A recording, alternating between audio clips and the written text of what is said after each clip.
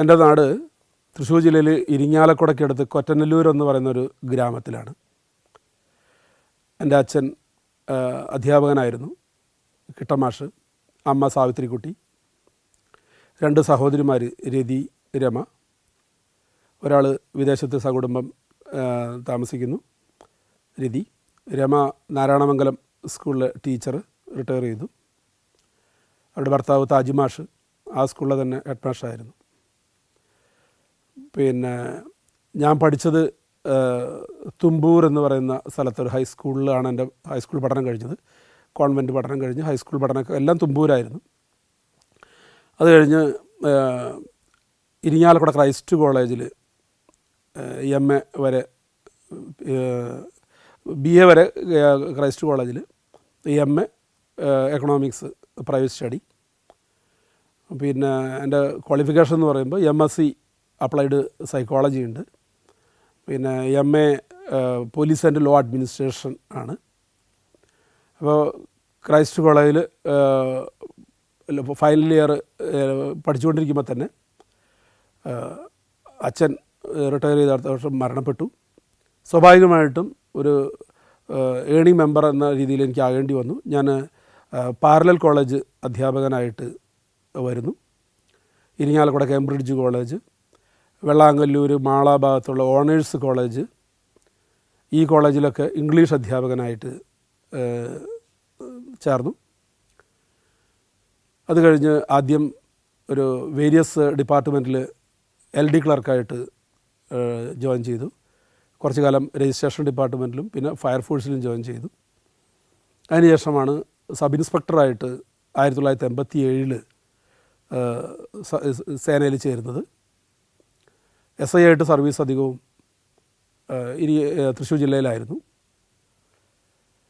അങ്ങനെ crime branch SP ആയിട്ട് retire ചെയ്യുമ്പോൾ CA ആയിട്ടും അധികം പാലക്കാട് ജില്ല, തൃശ്ശൂർ, തിരുവനന്തപുരം, കാസർഗോഡ് ജില്ലകളിലൊക്കെ CA ആയിട്ടൊക്കെ ഉള്ള ജീവിതം.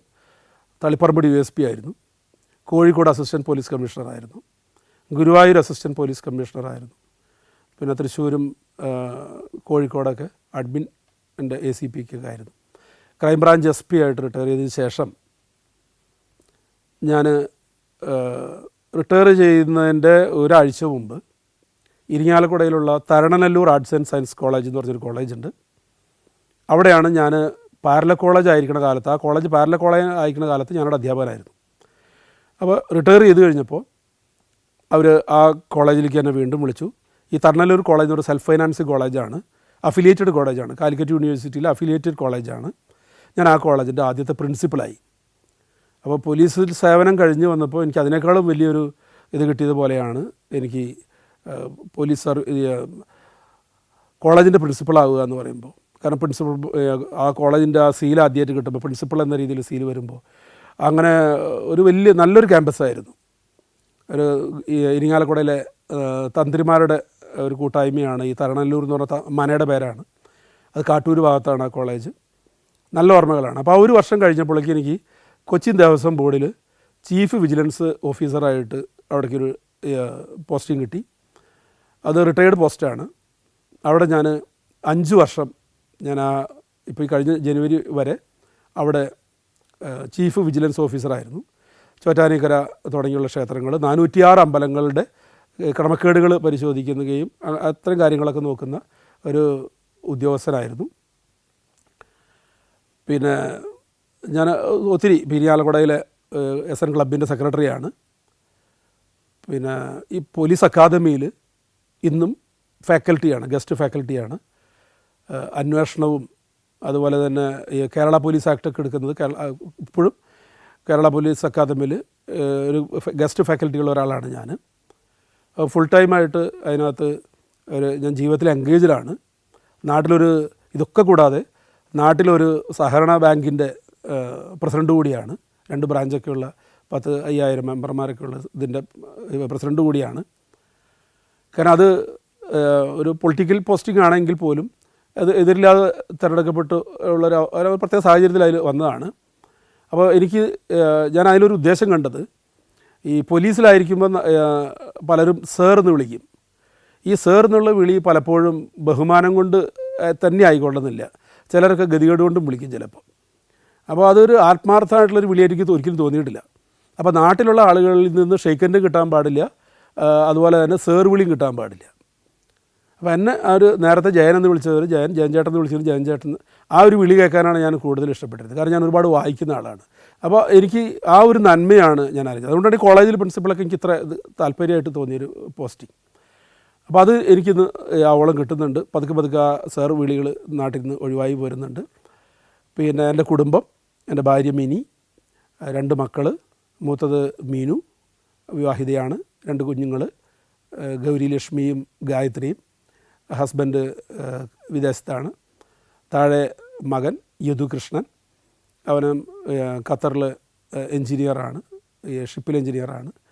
അവൻ്റെ ഭാര്യ ഇവിടെ രാജഗിരി എൻജിനീയറിംഗ് കോളേജിൽ അസിസ്റ്റൻറ്റ് പ്രൊഫസറാണ്, ഐശ്വര്യ. ഇതാണ് എൻ്റെ കുടുംബ പശ്ചാത്തലം.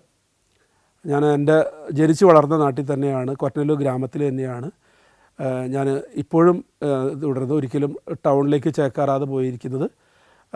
നാടിൻ്റെ ആ നന്മയും മറ്റും ഒക്കെ ഒട്ടും നഷ്ടപ്പെട്ടിട്ടില്ലാത്ത ഒരു വളരെ നല്ല ഒരു ഗ്രാമം. ആ ഗ്രാമത്തിലാണ് ഞാനിപ്പോൾ. കുറച്ച് യാത്രാ ദുരിതങ്ങളും കുറച്ച് പ്രശ്നങ്ങളൊക്കെ ഉണ്ടെങ്കിലും അവിടെ ഞാൻ ഒരുപാട് സാറ്റിസ്ഫൈഡാണ്. 2006 പാലക്കാട് വടക്കഞ്ചേരി CA ആയിരിക്കുമ്പോഴുള്ള ഒരു അനുഭവമാണ്. വളരെ ഷോർട്ടായിട്ടുള്ളൊരു എക്സ്പീരിയൻസാണ്, പക്ഷെ അത് വളരെ ഡിഫറൻ്റ് ആയിട്ടുള്ളൊരു എക്സ്പീരിയൻസ് ആയതുകൊണ്ട് ഷെയർ ചെയ്യണം. ഒരു വീട്ടിൽ ഒരു 4ാം ക്ലാസ്സിൽ പഠിക്കുന്നൊരു കുട്ടി, പേര് മോനിഷ. അപ്പോൾ ആ കുട്ടി ട്യൂഷന് പോകാറുണ്ട്. ട്യൂഷന് പോകുന്നിടത്ത് ഒരു പെൺകുട്ടിയാണ് ട്യൂഷൻ എടുക്കുന്നത്. അപ്പോൾ ഇടയ്ക്ക് ഈ പെൺകുട്ടി ഇല്ലാതെ ആകുമ്പോൾ വളരെ അപൂർവമായിട്ട് പെൺകുട്ടിയുടെ ആങ്ങള ട്യൂഷൻ എടുക്കും. അപ്പോൾ മനുഷ്യ മാത്രമല്ല, വേറെയും കുറച്ച് കുട്ടികളും കൂടി അവരെ കൂടി ഉണ്ട്. അപ്പോൾ മനുഷ്യനെ സംബന്ധിച്ചിടത്തോളം കുറേ നീണ്ട മുടിയൊക്കെ ആയിട്ട് ഒരു സ്ത്രൈണഭാവം കൂടുതലുള്ള ഒരു കുട്ടിയാണ്. അപ്പോൾ കുറച്ച് കഴിഞ്ഞപ്പോൾ ഇവനൊരു ഈ പ്രീഡിഗ്രിയൊക്കെ കഴിഞ്ഞ് പ്രീഡിഗ്രിയൊക്കെ തോറ്റ് നിൽക്കുന്ന ഒരുത്തനാണ് നമ്മുടെ ഇതിലെ പ്രതിനായകൻ. ഒരു 18 വയസ്സ് 19 വയസ്സൊക്കെ ഉണ്ട്. അപ്പോൾ അവന് ഈ 4ാം ക്ലാസ്സുകാരിയോട് ഒരു വികല പ്രണയം. ഈ കൊച്ചിന് എന്താണെന്ന് പോലും അറിയാൻ പാടില്ലാത്ത സംഭവം. 2006 നടന്ന സംഭവം ഓർക്കണം. അപ്പോൾ അങ്ങനെ കുട്ടി ക്ലാസ്സിലിരിക്കുമ്പോൾ ഇവൻ ഇടയ്ക്ക് കയറി വരിക. കുട്ടി ക്ലാസ് കഴിഞ്ഞ് ട്യൂഷൻ കഴിഞ്ഞ് വീട്ടിൽ പോകുമ്പോൾ പിന്നാലെ പോവുക. പിന്നെ ഒരു വലിയൊരു സ്ത്രീയോട് സംസാരിക്കുന്ന പോലെയുള്ള പ്രണയാഭ്യർത്ഥനകൾ. അപ്പോൾ ഇത്രയായപ്പോൾ കുട്ടി വീട്ടിൽ പറഞ്ഞു, ട്യൂഷനൊക്കെ നിർത്തി. അപ്പോൾ കുറേ ആളുകളൊക്കെ അതിനകത്ത് ഇടപെട്ടു. ഇവനിങ്ങനെ പ്രണയം തലക്കി പിടിച്ച പോലെയാണ്. ഇവനോട് ഇതൊന്നും പറഞ്ഞിട്ട് മനസ്സിലാവുന്നില്ല. ഒരുമാതിരി ഹിസ്റ്റീരിക്കാണ് ഇവൻ. ഇപ്പോൾ ഇതിലൊക്കെ നമ്മൾ OLD എന്നൊക്കെ പറയും, ഒബ്സസീവ് ലവ് ഡിസോർഡർ എന്നൊക്കെ പറയുന്ന പോലെയുള്ള ഒരു ലവ് ഡിസോർഡറാണ്. പിന്നെ ഈ കുട്ടി സ്കൂളിലേക്ക് വരുമ്പോൾ, ഒരു LP സ്കൂളിലാണ് പഠിക്കുന്നത്, ആ സ്കൂളിലേക്ക് വരുമ്പോൾ സ്കൂളിൽ ഇവൻ ഇതിനെ ഫോളോ ചെയ്യുക. കുട്ടിയുടെ കൂടെ വരിക, സ്വീറ്റ്സ് കൊണ്ടുവരിക, ലവ് ലെറ്റർ കൊടുക്കാൻ ശ്രമിക്കുക. ഇങ്ങനെയൊക്കെയുള്ള കുറേ സംഭവങ്ങളായി. ഇത്രയായപ്പോൾ പിന്നെ ഈ കുട്ടിയുടെ വീട്ടുകാർ അത് വളരെ ഗൗരവമായിട്ട് എടുത്തു.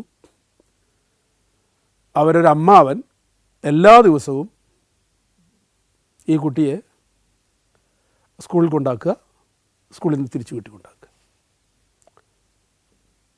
അതിങ്ങനെ കുറേ ദിവസങ്ങളോളം അങ്ങനെ മാസങ്ങളോളം അങ്ങനെ പോയി. പിന്നെ അവരത്രയും കൂടെ ശ്രദ്ധിച്ചില്ല. കാരണം അതൊക്കെ വിട്ടുപോയിട്ടുണ്ടാവും. വേറെ വല്ല ശല്യമൊന്നും ഉണ്ടായിരുന്നില്ല പിന്നീടൊന്നും. ഒരു ദിവസം ഉച്ചയ്ക്ക് ഈ കുട്ടി വേറൊരു കുട്ടിയും കൂടി സ്കൂളിന് പുറത്തുള്ള ഒരു മുറുക്കാൻ കടയിൽ ഒരു സ്വീറ്റ്സ് മേടിക്കാനായിട്ട്, മിഠായി വാങ്ങിക്കാനായിട്ട് വേറെ കുട്ടിയുടെ കൂടെ പോയതാണ്. അപ്പോൾ കോമ്പൗണ്ടിനകത്ത് ആക്കി കഴിഞ്ഞാൽ ഒരു കാരണവശാലും കുട്ടിയോട് കോമ്പൗണ്ടിന് പുറത്ത് പോകരുത്, ഇവൻ അതിൻ്റെ പരിസരത്തൊക്കെ ചുറ്റി നിൽക്കണമെന്നൊക്കെ കുട്ടിയോട് പറഞ്ഞിരുന്നതാണ്.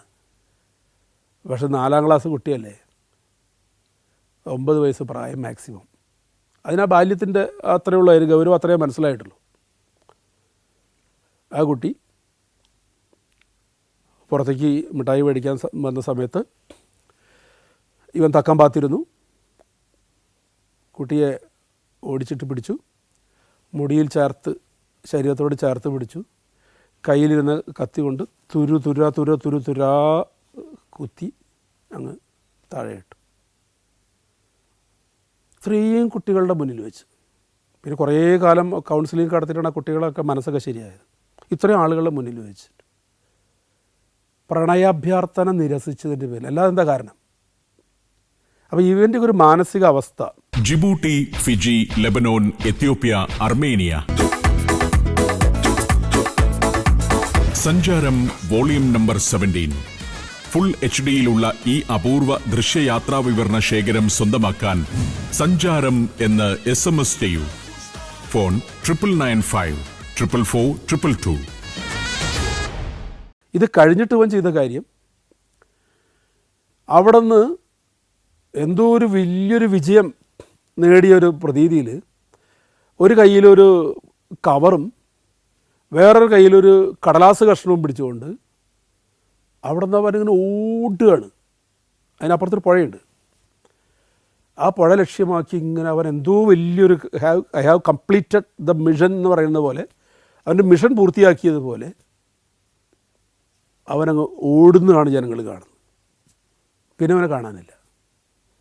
അങ്ങനെ പോലീസൊക്കെ വന്ന് നോക്കുമ്പോൾ അങ്ങ് പുഴയുടെ അങ്ങ് ഒരുപാട് അകലെ ദൂരത്ത് അതിൻ്റെ ഓരത്ത് വിഷം കഴിച്ച് മരിച്ചു കിടക്കണം. ഈ കുട്ടി രക്ഷപ്പെട്ടു. കുട്ടി ആശുപത്രി കൊണ്ടുപോയി, കൈയോടെ ആശുപത്രി കൊണ്ടുപോയി. കുറേ ഇഞ്ചുറി ഉണ്ടെങ്കിലും ഫൈറ്റൽ ഇഞ്ചുറീസ് ഒന്നും ഉണ്ടായിരുന്നില്ല.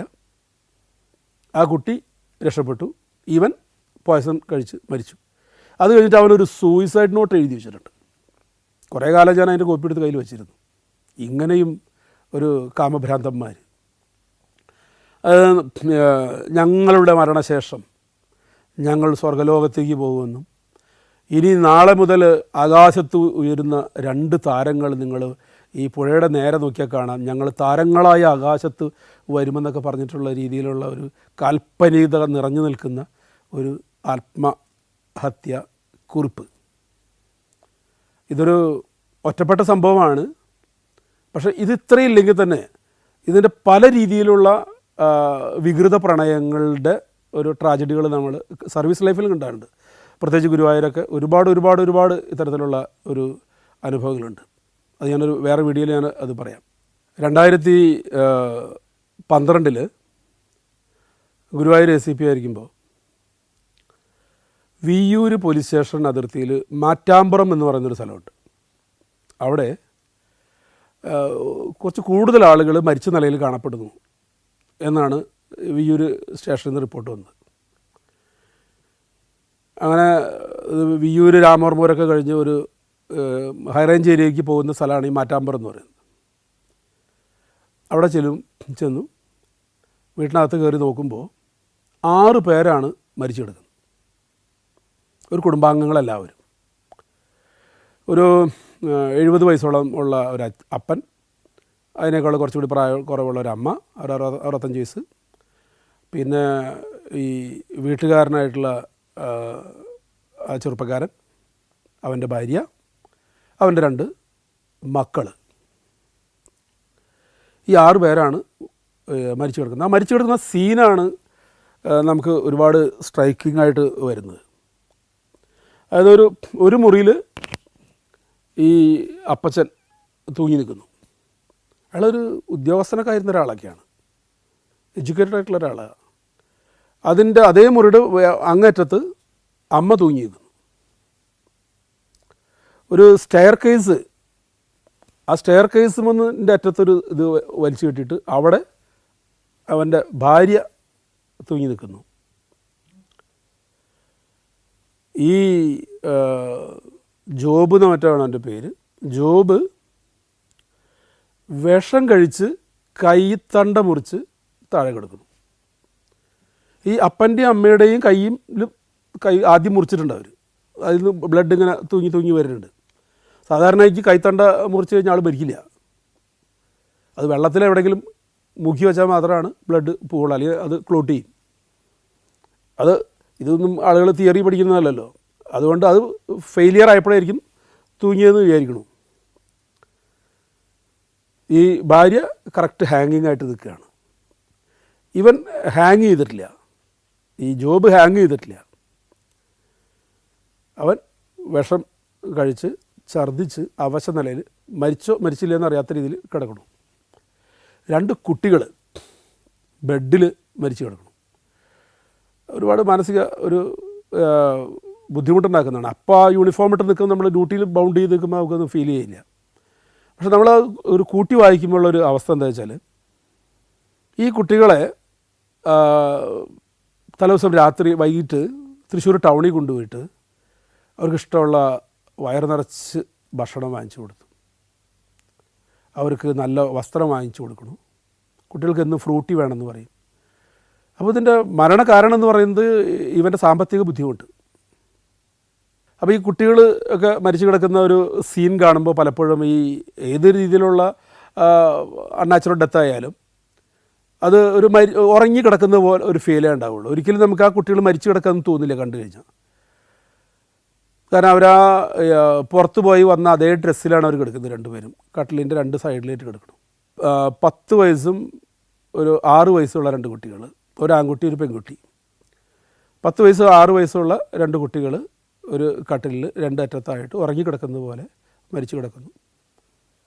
ഇവന് ചെറിയൊരു അനക്കം, വീട്ടുകാരന് ജോബിന്. അങ്ങനെ പെട്ടെന്നെടുത്ത് അവനെ ആശുപത്രി കൊണ്ടുപോയി. അവനത് അപകടനില തരണം ചെയ്തു. അപ്പോൾ അവനോട് കാര്യങ്ങളൊക്കെ ചോദിച്ച് മനസ്സിലാക്കി. അപ്പോൾ അവൻ പറയുന്നത് എന്താ വെച്ചാൽ, ഇതവൻ താമസിക്കുന്നൊരു വാടക വീട്ടിലാണ്.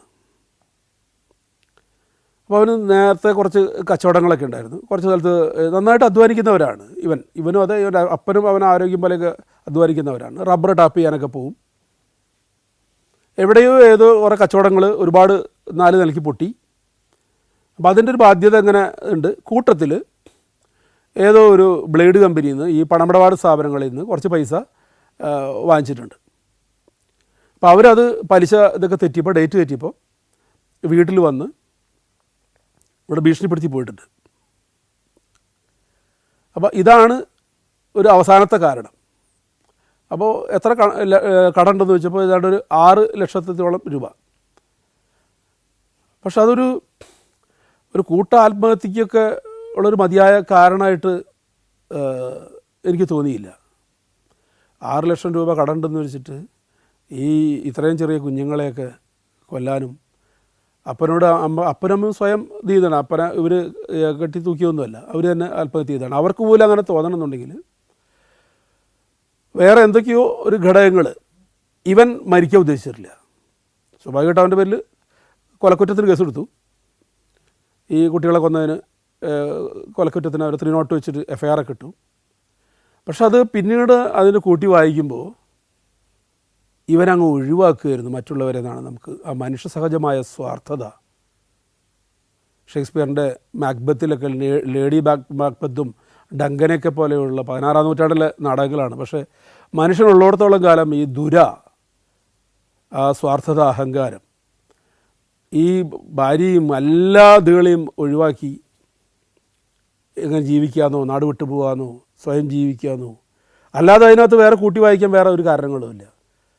അവനത് സമ്മതിക്കില്ലെങ്കിൽ പോലും.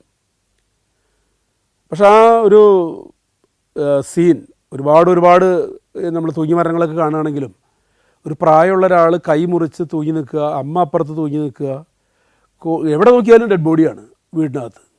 നമ്മൾ എവിടെ നോക്കുമ്പോൾ ഒരു ബോഡി, അവിടെ നോക്കുമ്പോൾ ഒരു ബോഡി, വേറെ എല്ലാ സ്ഥലത്തും ബോഡിയാണ്. അപ്പോൾ ചെയ്യാനുള്ളൊരു മാനസികാവസ്ഥ. അതുപോലെ കടബാധ്യത വരുമ്പോൾ ഞാൻ ആലോചിക്കാറുണ്ട്. അതിൻ്റെ 2 ദിവസം മുമ്പാണ് തൃശ്ശൂർ പുഴയ്ക്കൽപ്പാടത്തുള്ള അവിടെ വലിയ മണ്ഡപത്തിൽ, ആ ഹാളിൽ ഒരാഴ്ച നീണ്ടു നിൽക്കുന്ന വലിയൊരു കല്യാണം ഉണ്ടായത്. 1 കോടിയോളം രൂപ ചിലവൊക്കെ പറയുന്ന ഒരു കല്യാണങ്ങൾക്ക് ഉണ്ടാകുന്നത്. സൈമൾട്ടേനിയസ് ആയിട്ട് ഇപ്പുറത്ത് 6 ലക്ഷം രൂപയ്ക്ക് ഇല്ലാത്തതിൻ്റെ പേരിൽ ഒരു കുടുംബം 5 ജീവനെടുക്കുന്ന ഒരു സാഹചര്യങ്ങൾ ഉണ്ടാകുന്ന നമ്മുടെ സമൂഹം. അപ്പോൾ മാറ്റാമ്പുറം കൂട്ടാത്മഹത്യ എന്ന ആ കേസ് തീർച്ചയായിട്ടും മനുഷ്യൻ്റെ സ്വാർത്ഥതയുടെ തീർച്ചയായിട്ടും ഒരു പര്യായമാണെന്നാണ് എനിക്ക് തോന്നിയിട്ടുള്ളത്. അപ്പോൾ പോകുമ്പോൾ അതിനകത്ത് നിന്ന് നമ്മൾ പോലീസ് യൂണിഫോമിലാകുമ്പോൾ പലരും വിളിച്ച് ബീഡി ചോദിക്കുന്നുണ്ട്.